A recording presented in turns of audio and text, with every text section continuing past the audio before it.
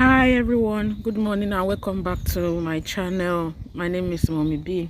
So today I want to answer a question about the questions I was asked at the UK border.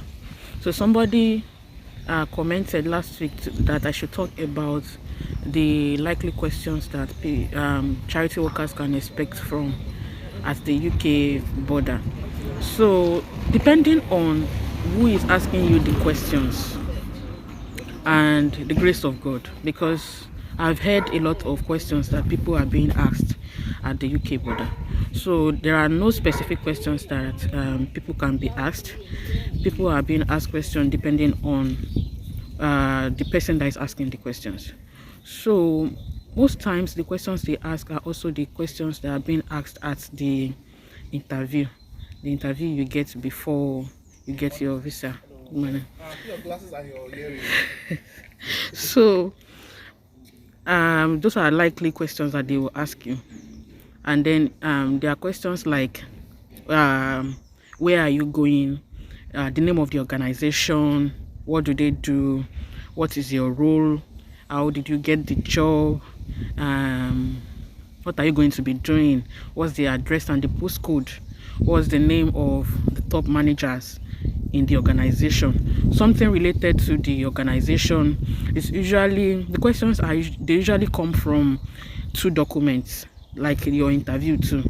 The questions come from your application, your visa application. So try to download your application. There's a place after you have finished your application, you can download your application because you need it for your interview and for your visa interview and then the interview at the border. So that's one. And the COS is also a document. So all the information of the job and your roles and responsibilities are going to be in your COS. The people that you need to know about, their responsibility, everything would be in the COS. So your visa application and your COS are the documents that you need to study for you to be able to answer any question at your visa interview and also at the border before you enter.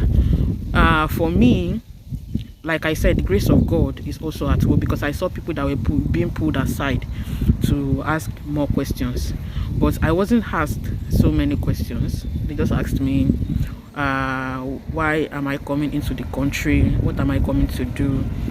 I told them and they said welcome to the UK. So it depends on who is asking you the questions and the grace of God. So the grace of God is also very, very important.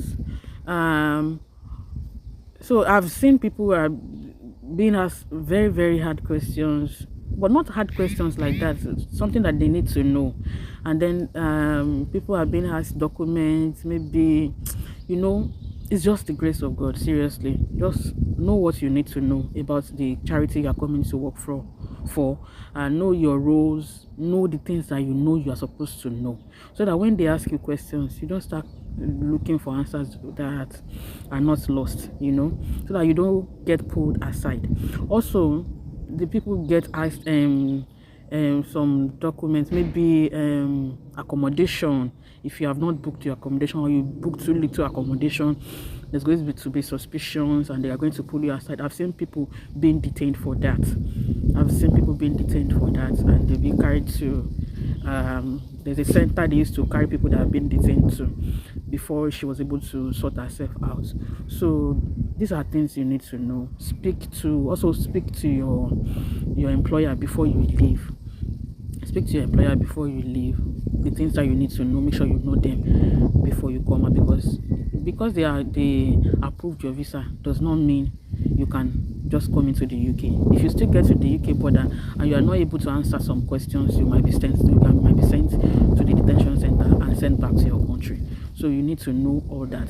So personally, I wasn't asked too many questions. I was just asked things that I need to know. They asked me, I think, 2 or 3 questions. I answered and they said welcome to the UK. So that's just it. So see you in another video. Thank you for coming to the end of this video with me. Have a nice day. Bye.